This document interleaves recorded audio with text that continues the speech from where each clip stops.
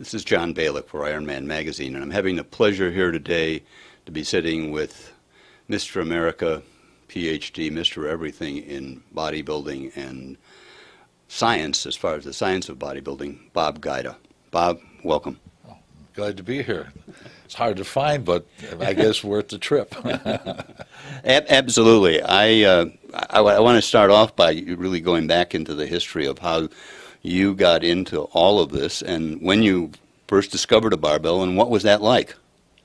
Well, it certainly was a different time. We had the concepts of muscle boundness and all those kinds of things. And, you know, I played quarterback for Gordon Tech High School, and the coaches were would allow the linemen to do it, and they'd also take wrestling. But no backfield men were allowed to do this, so I got caught lifting weights in my backyard with my buddies, and my coach took me to the church down the street, made me promise in front of the Holy Mother that I would never lift weights at home again. That's the way I got out of it. So I went to the Park District then.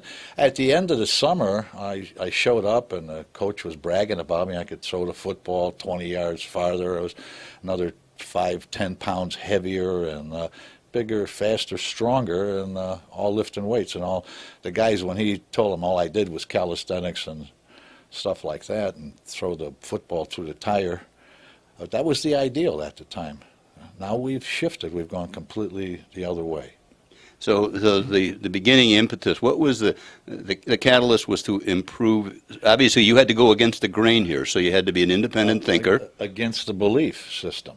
And as a Catholic boy, it's hard to do that. Right. I never heard the story about having to go to church, but you inventiveness. Well, that was a Catholic high school coach, and that was a remedy.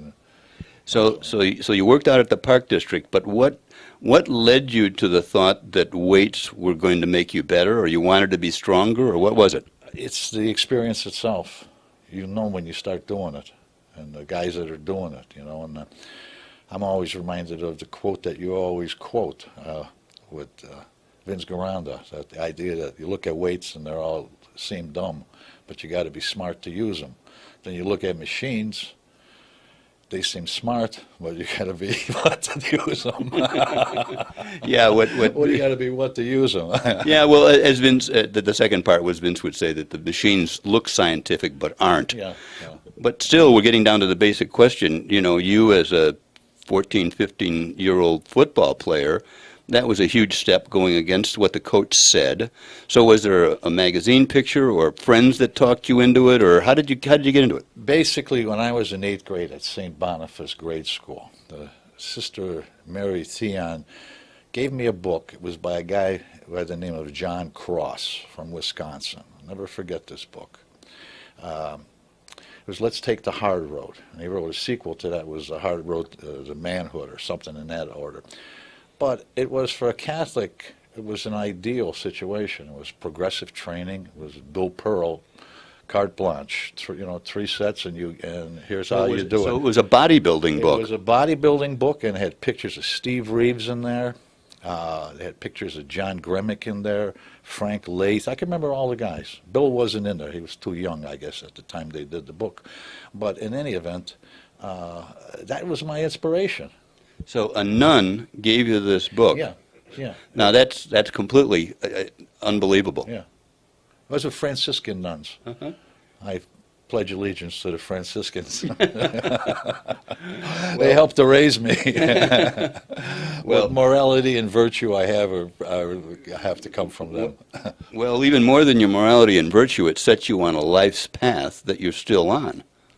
I think so, yeah. Health and fitness and strength, and don't use drugs, right? Yeah.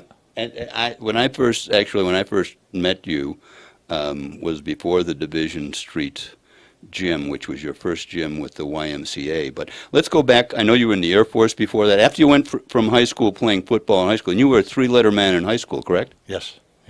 So you played football, track? Well, yeah. I did the basketball. But that at the time of basketball, I wasn't 5'8" yet, so there's 5'8" and under. That was JVs, and we were faster than the tall guys. So it was tall guys and short guys. So those were first subdivisions for height. But now you mix it up. So, and you were in, Yeah, in baseball. oh, Yeah. okay, so it was I baseball. played for the Amvets. We won the city championship in baseball out of Humboldt Park. Okay, so when you left high school, then what was the next step? I went into the Air Force on my uncle's recommendation. Everything that he promised me came through. I was right in between all the bad affairs, and all I had to do was judo and lift weights, like Ray Rutledge. And I thought it was 4 great years. I recommend it to any guy. So Learning and you the whole deal. I finished a good amount of college at the time. And during peace, it's a great place to be. so you used your time in the services. I think I remember you were actually like a physical education instructor of some sort, correct? And he certified us, and you go to the Kodokan Institute twice, and 58 and 59, and learned judo. Learned Aikido with Tohei, and I learned Masoyama, the guy who used to chop the bull's horns off. He was there, and it was fun. Mifune was the father of judo, and he was 85, Bill, and he'd come out there, and the guys would all tank, but he would do his what they called the Tenduku Renju Hoho, and they would fly over him, and it was like a ritual. It was wonderful. The ritual was great. And then you were stationed in Alaska? Were you? No, Thule, Greenland. Ah, Greenland. I knew it was someplace out of the way. Yeah, that's where I ran into and became friends with Rock Stonewall, Jesse Stonewall. He's a hell of a bodybuilder. One of the best backs I've ever seen. From lumbars and the whole scheme was there. So when I met you in about 1962, you were just getting back from the Air Force. I think so, yeah. 1962, that's when I Okay. articulated. So at that point, of course, I saw you win, I don't know if it was the Mr. Chicagoland or what contest it was, at one of the YMCA's. It was probably Oak Park or Franklin Park, one of the YMCA's. But anyway, that led me to the Division Street Y and a career. Yeah, when I came out of the Air Force, I actually got recruited by a guy by the name of Bernie Burkhart. He was an osteopath, retired, and I would go as we would work out at Division when I was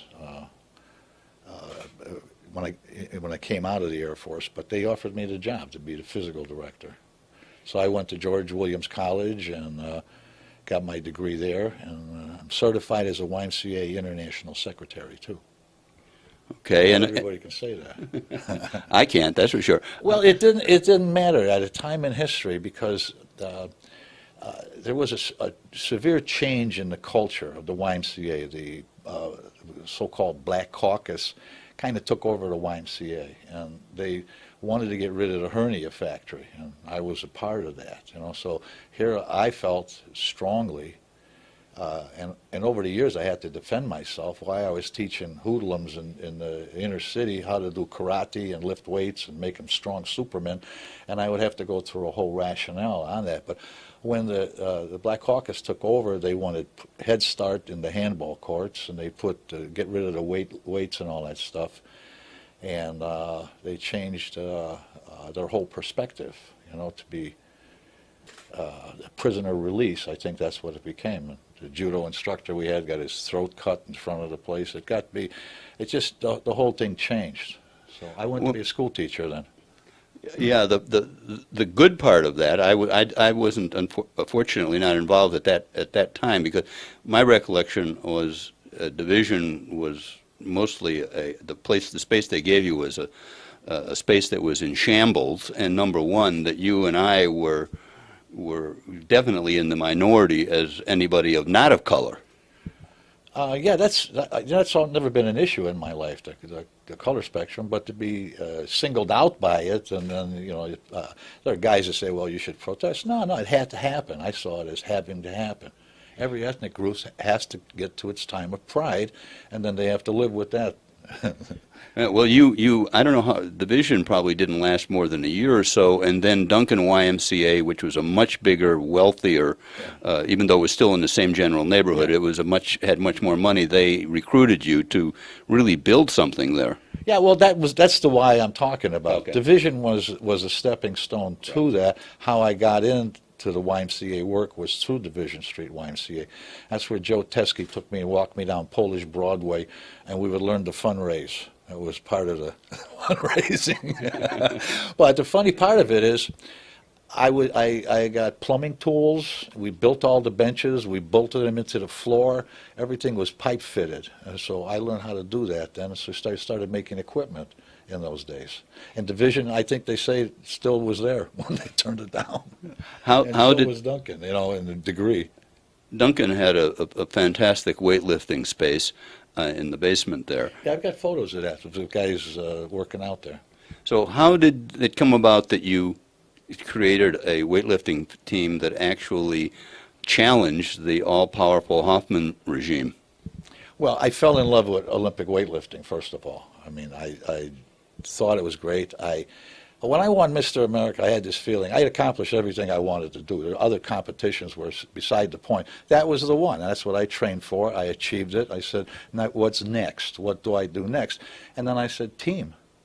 Team is the next adventure. It's a higher level of consciousness, if you want to go that route. But I just love building, and I continued to do that through my life. Building. Yeah, you put together a team at that point that was really second to none, and you built it on both the facility that you created and the personality that you brought to that facility. Thank you. No, I think that's just a simple truth. The other thing, I want to backtrack a little bit because there's very few people that come out of being, a three-letter high school athlete, accomplished judo and martial arts, then accomplished in bodybuilding. You won everything that was winnable all the way to the Mr. America. And in addition, your Olympic lifting, you were a very talented lifter. At your best at 198, what did you lift in the three lifts then? Well, I did a 325 press. I did a 280 snatch and a 375 clean and jerk. And I would say the great thing about that, and there are witnesses there, I beat Clyde Emmerich. That was my other dream, to win Mr. America and beat Clyde Emmerich as a 98. Clyde Emmerich, probably a few years before that, had set the world record at 409 and 409 and 3/4 or something like that. So Bob, it was Clyde Emmerich was and is an icon in the Chicago weightlifting area. Tremendous. So, but Bob, it just shows. I don't think we have had another Mr. America with a combination of lifting talent that and incredible physique that Bob did. And I always had as an image John Gremick. He was noted for his pressing, and he supposedly pressed 300 plus, and that was with rules and regulations. Not somebody in the gym said, "Oh, I saw it." Right, he officially did that. I think if you can do it on that basis, you follow the rules and do it, I think that's the way athletics should be comported. Along the way, besides building equipment, building a great gym at Duncan, and building a great team, you also created a system that to this day still exists, which is PHA, peripheral heart action. Tell me the genesis of that. Well, in the genesis, I would say anybody interested in it should get old copies of Iron Man magazine, because the thing sure was there. And I would say if it wasn't for the power of Arthur Jones coming in with his advertising brilliance, I mean, you got to give it to him on that. But that idea that one set and and beyond pain and smack yourself around and all that stuff had come on, and this was my kind of, it would be what a Bill Pearl would be recommending in terms of here are the exercises. Now my innovation was to do it in a circuit, not do a set, talk for 5 minutes and rest, but just to do it in a circuit, going from opposite and doing resets, doing all kinds of things. So after you've done 5 or 6 of these, the weight stays constant. You don't go down. So I proved that through experimentation and stuff. And I would say Perry Rader was the guy who said, you know what, this thing has 2 values. One, it has a cardiovascular effect. Okay, it's not riding a bicycle. It's not running on a treadmill. It has a cardiovascular effect and a body that follows it. I almost want to say Garanda. Right, and it kind of, you get a body besides, and my pulse rate and all that other stuff. I had a 47 pulse rate, for heaven's sakes. I got all the tests done to me that there were to get, and I mean, I agree. When you were developing, especially in the early 70s, late 60s, I used those ideas, and I was absolutely amazed. It was probably the best overall physical condition I was ever in my That life. was the point. Now, for older people, I mean, this is what I think they should do, as opposed to yoga. You twist your joints around into different cucumber-like positions. Makes no sense. But the idea of getting all the muscles working throughout the body as we get older, I think will mellow our senescence. Well, I think it's kind of a functional strength that, especially if you're using free weights mostly, is also going to enhance balance. And it's and the two sides when you're doing dumbbells. I personally evolved the dumbbell. It helps to combat the effects of aging. Yes. Well, there's so much evidence now. Everything I read. When I was a young guy, I thought that exercise was the answer to everything. I really did, man. Then I started to be skeptical and all that stuff. Now, as I'm reading the literature, I'm finding that's it. You don't need drugs. You just lift weights. You get anabolic effect from lifting weights. It's interesting, and it's interesting because you brought up Vince Gironda and other pioneers here, because I'm saying that they're finally validating things that we've felt over the last 40 or 50 years. Oh, I'm with you 100%. Look at right now, in terms of nutrition, the whole change in the mentality on just the subject, EGG, egg. How long have you and I continued to fight the battle and to keep the yolk soft? That was the whole provision, wasn't it? Right. As little heat as low heat. 5 degrees in the Irvin Johnson, Rio H. Blair pan. Honest to God, this is as anabolic as you can get from what you can hear now. It's straight DHEA. Right. Well, I mean, Omega-6. It's an omega-6, but it's a good one. I mean, the interesting thing is, as you say, the whole evolution of one very brilliant doctor that I knew from 40 years ago said that this whole cholesterol thing it's a measurement looking for a symptom. and he was 100% right. Yeah. But by the same token, you remember all the oils came out when we were polyunsaturated, this and all. But the irony is those really weren't, because they were heated. As soon as they're heated, that takes it out. So they start. So that's where the lies in the industry have to be questioned. I mean, over the years. I mean, I was pounding soybean, and now I think that develops breasts. I mean, that's straight estradiol.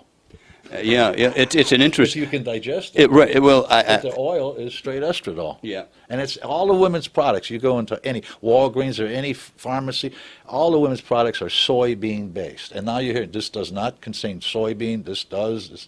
And so these are all interesting kinds of things that are changing. Again, I mean, we go back to the time when there was raw germ oil concentrates. How far ahead of that was? We didn't even know. We didn't know any of the unsaturated fatty acids. Those words didn't even exist for me, but we still used them. For some reason, we thought they were precursors. Yeah, and they were. It's the fact that they were fabricated wrongly. I mean, this is where the thing went off. I mean, I used to pump Viabin and Prometol, and then what was the Soymanol was professional foods. That's Soymanol.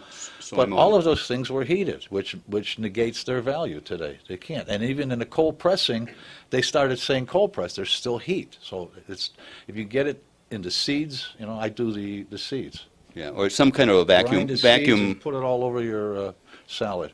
The vacuum processing, or what I do, I literally take my protein drink and I put a handful of walnuts in it. Yeah.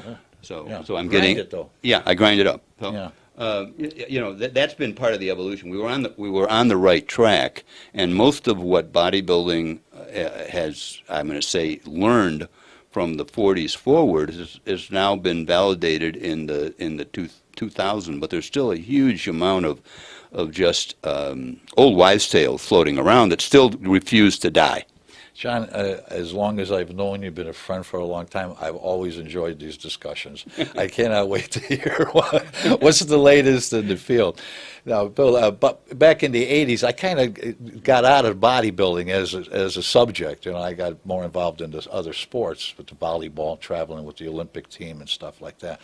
So when I have come back in, let's say in the last 5 years, it's an interesting culture. Yeah, the culture has evolved, and let's go back to that time. In other words, right after Duncan, you left the YMCA system, and you went into teaching, and then you went on to more advanced degrees. Yeah, public health and all that stuff. Right. And then how did you, and you then started the various clinics for exercise. Let's take me Right, through that. Yeah, I think we say 1978, going into the 80s, I had the Sports Fitness Institute in Right, Glen that was Ellen, Illinois. And it was all interesting because during that time, that's when I worked with the Bears. I mean, the place was filled with professional athletes. It was, a multi-purpose, like you see nowadays. You get a little bit of this and a little of that. And we had Olympic lifting and powerlifting in the place. You don't see that now. They're all separated and went different ways. Right. That's But my idea was always to teach people how to do powerlifting correctly, how to do Olympic lifting correctly. Not necessarily to develop teams anymore, but over the years, learning the techniques. yeah, the techniques. I'll call it the therapeutic. I think, and then you got to be super smart for Olympic lifting. And super coordinated. You were also one of so that's really been your life here. The last 30 years has been devoted to helping people either rehab or get better as athletes. Yeah, and I would say lately I'm in a lot of Medicare business. I mean most of my patients, God love them, they're all in their 70s, 80s, and I got to kind of get ribs working again and all sorts of things. I don't see I see young athletes, but I don't see young bodybuilders. I'm not in that You're stream. more at that. Well, you have been. You made that Yeah. transition. I've used bodybuilding as a therapeutic tool. What I've learned in bodybuilding, I've applied to people with certain kinds of scientific knowledge to back it up, as opposed to hearsay and notions of. You've been on the cutting edge of besides PHA. The two other things that strike me as being always you've been on soapboxes for a long time and have now been proven correct is one on the use of stretching and the extent and the benefits of stretching, and also